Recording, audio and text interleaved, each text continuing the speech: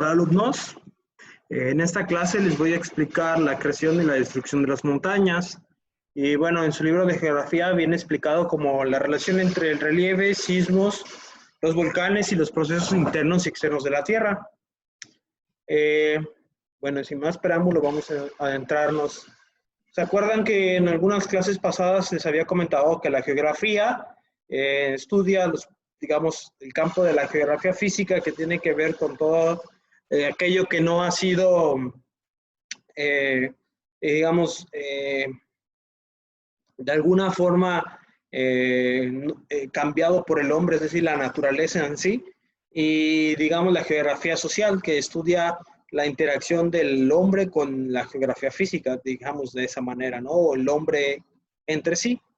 Y por eso esa imagen les pongo de fondo en la que vemos un volcán y el desarrollo de pues casas o una sociedad a las faldas del volcán. En esta clase vamos a entender cómo es la dinámica interna de la Tierra y las placas tectónicas, pero antes me gustaría pues platicar un poco acerca de qué es una teoría y qué es una ley, para que ustedes entiendan de dónde viene la teoría de la tectónica de placas. También me gustaría que al término de la clase ustedes vieran el video de I Love You de Pixar. Está muy interesante porque tiene un conocimiento acerca de la teoría de tectónica de placas y bueno, ahí dan una pequeña historia muy bonita. Pues bien, sin preámbulo, vamos a empezar. La teoría contra una ley. Ambas están basadas en una hipótesis comprobada, ¿sí? Ambas están sustentadas, en muchos casos, por una gran cantidad de datos empíricos o experimentos. Ayudan a confirmar y unificar un campo en particular. Es decir, puede haber una teoría, en este caso la que les estoy mostrando, la de la evolución del hombre, que está asociada, digamos, en alguna forma a la biología. O puede haber otro tipo de teorías, como la teoría de la relatividad, ¿no? Que tiene que ver con más procesos físicos espaciales. Pero bueno, ambas, como la teoría y la ley, son aceptadas por muchos de los científicos para dar conocimiento o explicación a un fenómeno que se está tratando de describir. La única diferencia entre la teoría y la ley es que la teoría está a veces puede cumplirse o no, que es en muchos de los casos sí. Pero la ley es un proceso que se puede repetir y no importa, digamos, en el lugar en el que se desarrolle. Hablando aquí en el contexto de la Tierra, por ejemplo, la ley, la gravedad, ¿no? Que fue descubierta por Isaac Newton. Y bueno, ese es un poco para adentrarnos en qué es una teoría y qué es una ley. Entonces, la teoría de la tectónica de placas, los científicos hoy en día, que son especialistas en ciencias de la Tierra, están aceptando esta teoría basados en varias digamos, evidencias y experimentos que se han realizado. Y bueno, vamos a ver un poco de ello, de dónde viene. Primeramente, vamos a empezar con una pregunta que seguramente muchos de ustedes se han preguntado alguna vez, es que ¿cómo se forman las montañas? Y bueno, al término de esta clase vamos a poder responder esta pregunta. Y no solo eso, también vamos a poder responderle a quien nos haga una pregunta, ¿cómo también se destruyen? ¿Sí?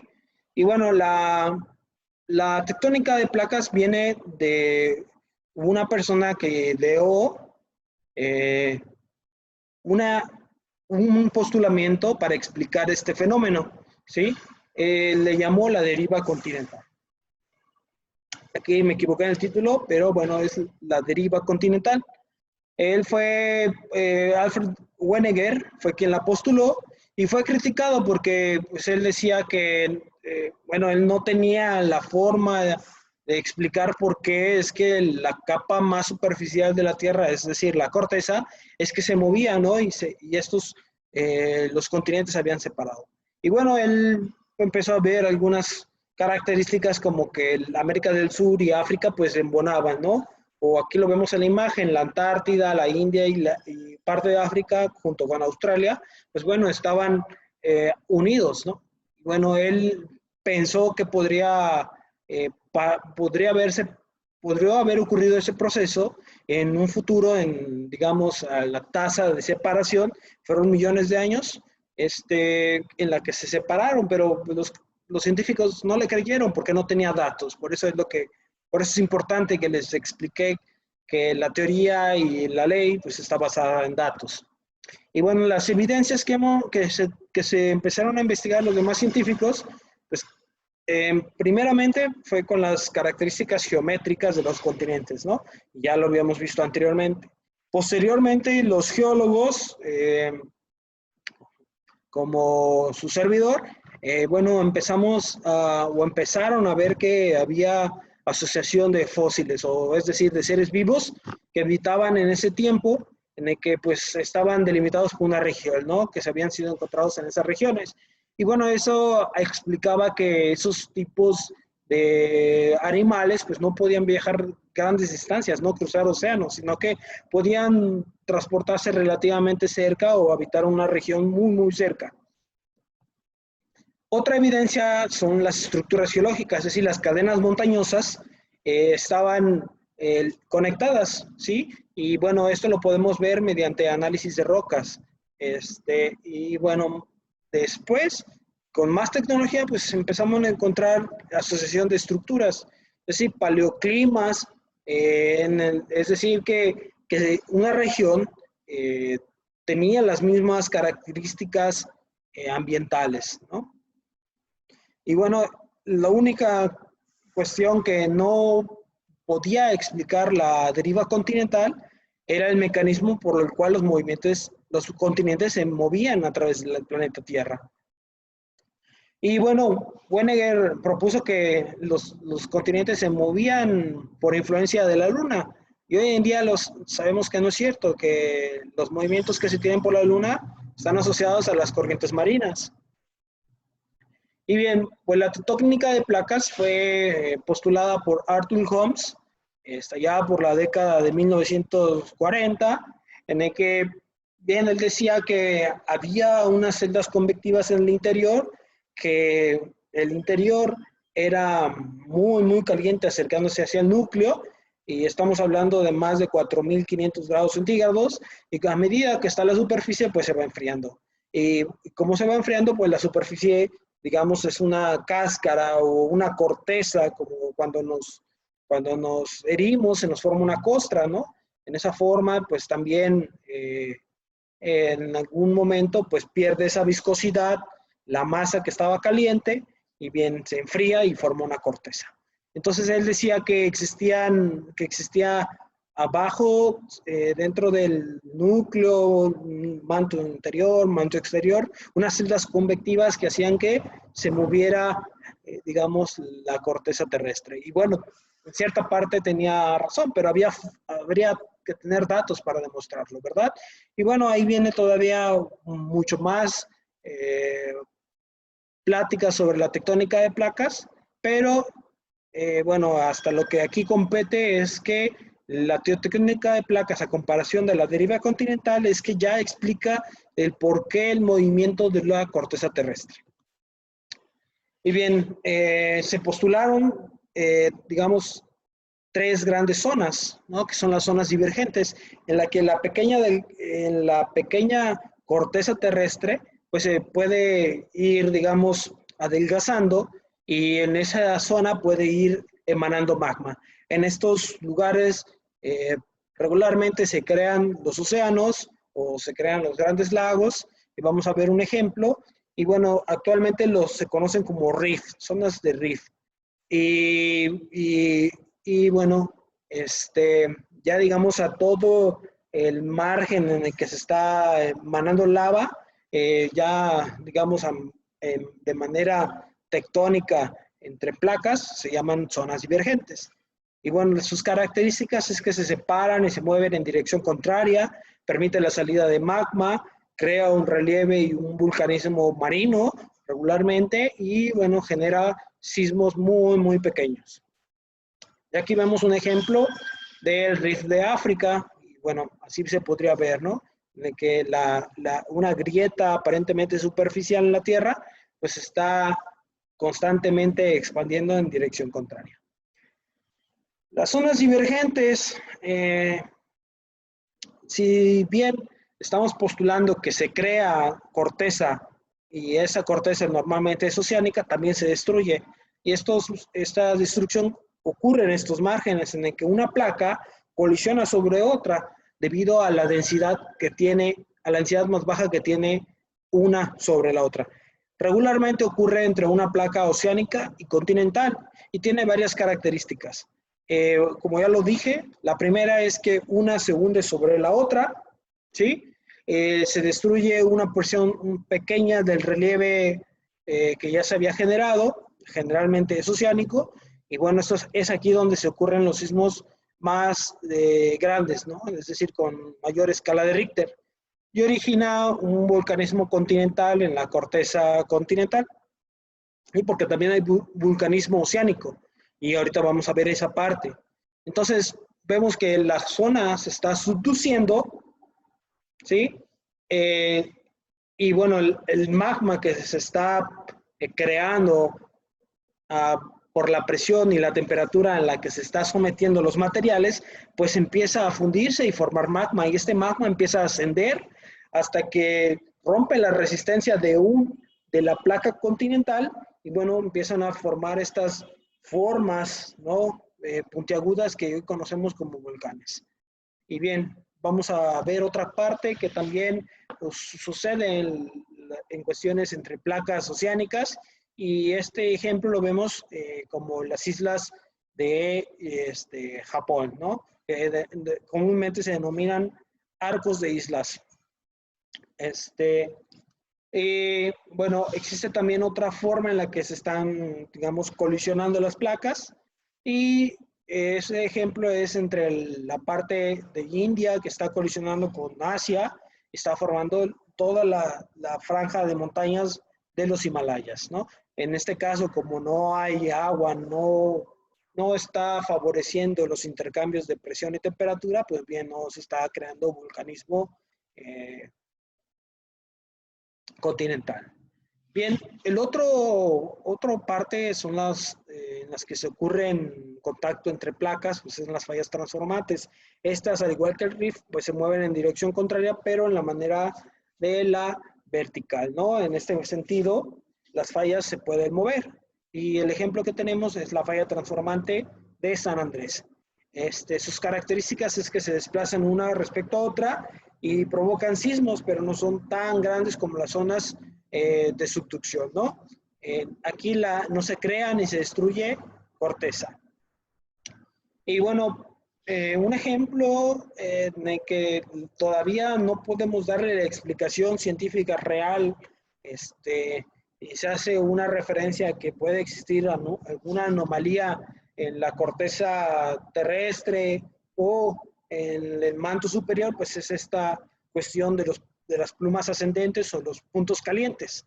Y bueno, el claro ejemplo que tenemos son las islas de Hawái, en la que a medida que se va alejando del punto donde se está emanando magma, pues se va enfriando y estas se van convirtiendo más viejas. Mientras se va acercando hacia el punto en el que está saliendo magma, pues viene, estas son muy, muy recientes, ¿no? Y esta es la explicación que vemos en el documental de I Lava You, ¿no? Que emana un volcán que se acerca al punto caliente y después se enfría porque ya se alejó, y sale otro volcán que es la chica que está cantando, y bueno, él ya se enfrió y bueno, se está alejando, y por eso se ve un poco ahí en la imagen que él ya está viejo, ¿no? Y la muchacha se ve relativamente joven a comparación con él. Entonces, hay muchas características que platicar acerca del vulcanismo, de los puntos calientes en este cortometraje, pero no dejen que se los cuente, mejor vean ustedes.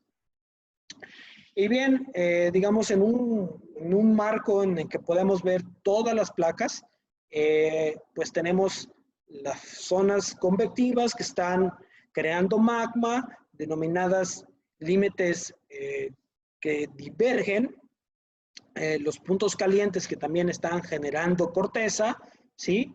pero toda esta parte de la corteza pues está yendo en una dirección en la que se topa con otra corteza más gruesa, más competente, y por cuestiones de densidad, esta tiende a caer, ¿sí? A subducir.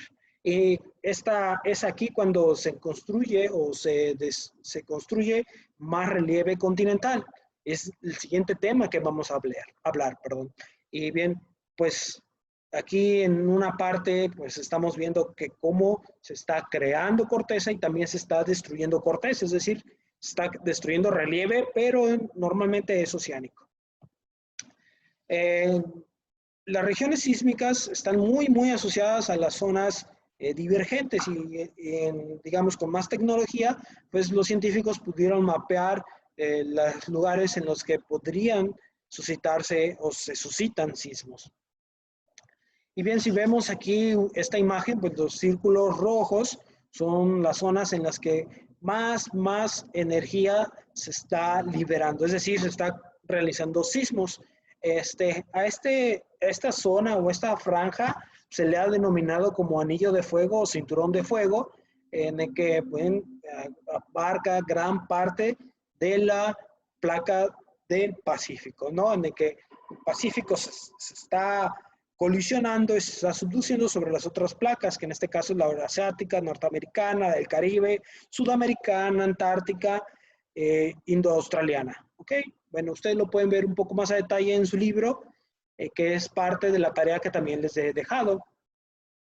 Aquí en México tenemos el Servicio Sismológico Nacional, el que nos da la información acerca de todos los sismos que están ocurriendo en la República. Ellos son los encargados, digamos, de operar los sismógrafos, que son los aparatos con los cuales se mide la intensidad que tiene la propagación de las ondas sísmicas y de hacer la triangulación para determinar el epicentro, ¿no? Y bueno, ahí también les dejé una tarea para que ustedes puedan ver qué asociación tienen los sismos en las zonas de subducción en el país de México. Y bien, aquí lo vemos, ¿eh? México es una rareza muy peculiar en todo el mundo porque tenemos los tres márgenes de tipos digamos, de asociación de placas tectónicas, ¿no?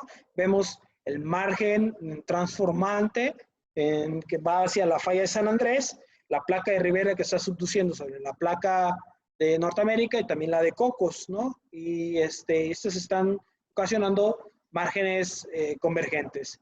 Mientras que allí digamos, en el Océano Pacífico, pues también tenemos pequeñas zonas divergentes. Entonces es una, digamos, asociación un poco peculiar alrededor del mundo.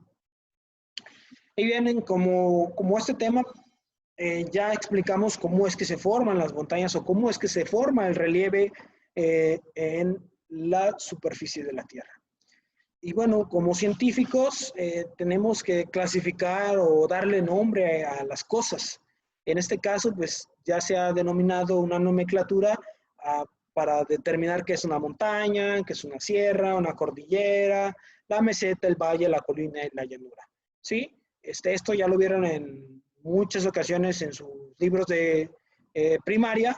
Y bien, te los voy a platicar un poquito rápido, ¿no? La montaña tiene ciertas características de altitud que ustedes ya los van a investigar y bueno, el conjunto de montañas le vamos a denominar sierra, pero una gran extensión o porción de la tierra que está cubierta por sierras le vamos a denominar cordillera, ¿sí? Hay zonas que son planas, les vamos a denominar mesetas si están, digamos, en un nivel más alto del río, y si están cerca del río les vamos a denominar llanuras, ¿sí? A las pequeñas depresiones que son abombochadas y que están gorditas, les denominamos colinas o cerros.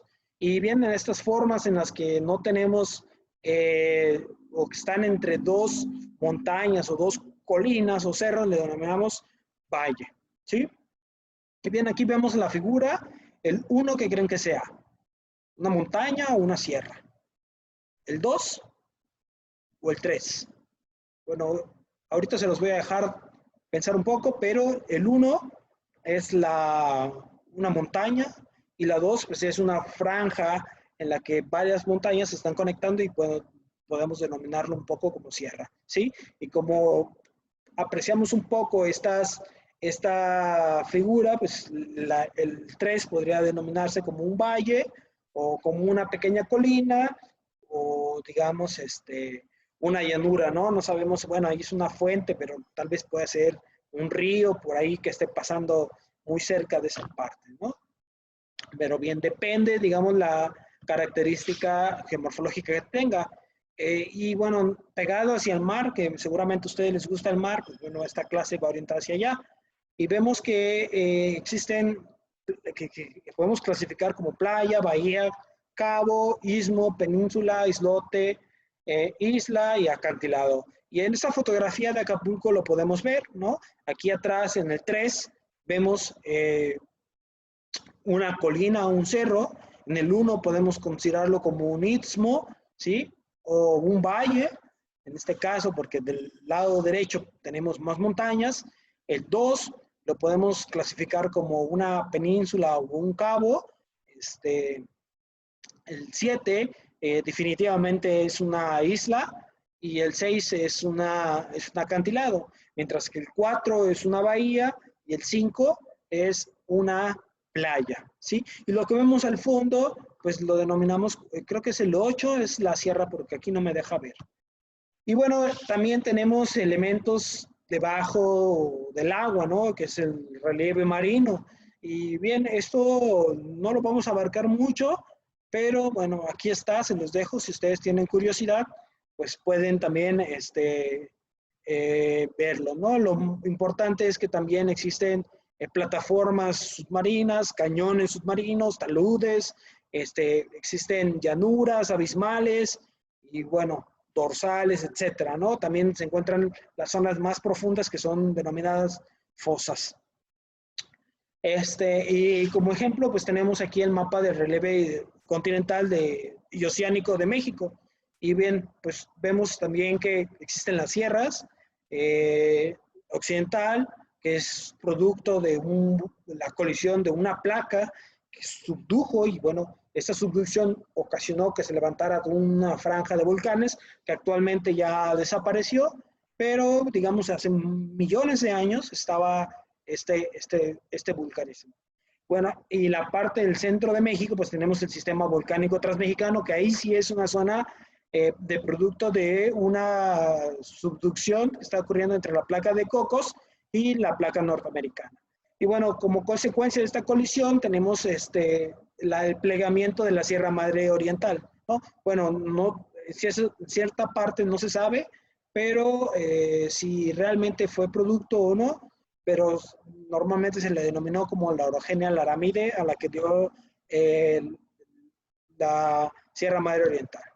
Y también vemos las zonas que están pegadas al mar, que le llamamos llanuras, y bien, ¿no? Ahí se los dejo, también les dejo una tarea para que ustedes lo vean en su página 35 del libro. Bien, la destrucción del relieve tiene que ver con características de erosión, ¿sí? Esta erosión puede ser fluvial, eólica, glacial, pluvial, marina y gravitacional, ¿sí? Una vez que se está erosionando, se están disgregando los materiales, estos tienden a transportarse regularmente por el viento o por el lecho de los ríos y suelen depositarse en las zonas más bajas, ¿no? En la que se está perdiendo la energía acumulada que ya tiene en las zonas más altas. Y estas zonas se le denominan zonas de depósito, que normalmente son en los deltas que están cerca de los mares, ¿sí?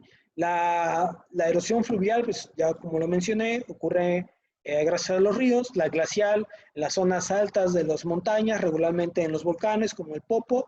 La pluvial es consecuencia de la lluvia, huracanes, tormentas tropicales. La marina, pues es de la corriente del mar que golpea constantemente los acantilados, digamos, o las islas cerca del mar, y la gravitacional. Vamos a ver algunos ejemplos. El agua, ¿por qué el agua, digamos, está disgregando los materiales? Los materiales en sí tienen una cierta porosidad o están fracturados en los que y estos medios fracturados hace que el agua que está cayendo sobre las rocas pues se esté llenando, ¿no? Y cada vez que se está llenando el agua, los materiales se empiezan a disgregar, a separar. Estos, a consecuencia de la gravedad, pues tienden a desplazarse hacia abajo, ¿sí? Como lo es que estamos viendo aquí la destrucción de una porción de un talud que estaba construida una carretera, ¿no? Y vemos en la imagen de al lado cómo es que las rocas están muy fracturadas debido a toda esta tectónica de placas. El hielo, ¿cómo es que el hielo hace que se erosionen las rocas? Pues bien, pues si hemos dicho que las rocas están fracturadas y estas se llenan de agua y a temperaturas muy bajas, pues se enfría. ¿Y qué es lo que pasa cuando nosotros metemos una botella de plástico, digamos, al refrigerador, al congelador? Pues ustedes van a ver que el hielo se expande, ¿no? Entonces, esto pasa igualmente en la superficie en la que esta grieta está llena de agua, se enfría, se expande y se empieza a fragmentar más y más. Al otro año llueve, se enfría, se expande más y se descongela y se infiltra, ¿sí? Y bueno, es un proceso muy repetitivo que lo vamos a ver en otro curso, o creo que lo vamos a ver más adelante. A mí mi favorito es la erosión marina. Y bueno, ¿por qué? Pues ya lo hemos dicho, ¿no? Todo tiene que ver con el fracturamiento de las rocas. Esta energía que trae el mar golpea y golpea las fracturas y rellena y va arrancando, digamos, pequeños fragmentos hasta que debilita los acantilados o los taludes marinos o socava en unas partes en el que el socavamiento se da cuando los materiales que están abajo son más débiles que los que están arriba. Por ende, estos empiezan a erosionar y vemos a veces como medias cavernas. Y bueno, esto tiende a fracturarse y caer, ¿sale? Y bueno, ese es el tipo de la erosión marina. El viento, ustedes en alguna ocasión han estado en un lugar abierto en el que va una corriente de aire y sienten que sus ojos les entró polvo, ¿no? Pues bien, pequeñas partículas de roca son transportadas por el viento. Si estas pequeñas partículas de roca están, digamos, continuamente pasando por el mismo lugar y llevan fragmentos, pues estas van abrazando, deteriorando, destruyendo las rocas y bien, pues como consecuencia tenemos estas geoformas que vemos aquí en la imagen, en que está más delgado abajo y más arriba, más ancho, ¿no? Esto quiere decir que las rocas que estaban abajo eran menos competentes, es decir, que eran menos erosivas o más erosivas, perdón, más erosivas que las de arriba, ¿sí? Regularmente tiene que ver con su contenido químico, especialmente con el cuarzo. Y por último, vamos a ver que los procesos gravitacionales. Los procesos gravitacionales se dan consecuencia de varias características de la erosión, ¿sí? Y en conjunto, digamos, con la tectónica de placas y en conjunto también con los procesos hidrometeorológicos. Así que es un poco más complejo de dar la explicación de por qué pasan los deslizamientos, los flujos, la caída de rocas, las avalanchas, ¿sí? O la raptación, que es un proceso muy lento en el que la superficie se va, digamos, desplazando sobre un plano y a veces lo vemos reflejado en los árboles que crecen medio chuecos, ¿no? Esto es debido a que la fuerza de tracción que está teniendo la masa que se está desplazando sobre otra, pues las raíces ejercen, digamos, resistencia a este movimiento, por lo que se está teniendo, digamos, un estira y afloja entre que el árbol está creciendo derechueco y bueno, ¿no? Podría decirse de esa manera. Y bien, con este tema vamos a concluir que cómo es que se destruyen y se crean las montañas, recopilando un poco, se crean a consecuencia de la teoría de la placa tectónica de placas, en sus diferentes márgenes, regularmente en el divergente y en el convergente, y se destruye gracias a la erosión, ¿no? Que puede ser todas las que ya vimos aquí, ¿cierto? Y bueno, esto va modelando el relieve y va dando todas las características de las geoformas que anteriormente hablamos, como los valles, las colinas, las montañas, etc. Y bien, espero que hayan aprendido algo. Recuerden que les voy a contestar sus preguntas y nos vemos en la siguiente clase. Bye.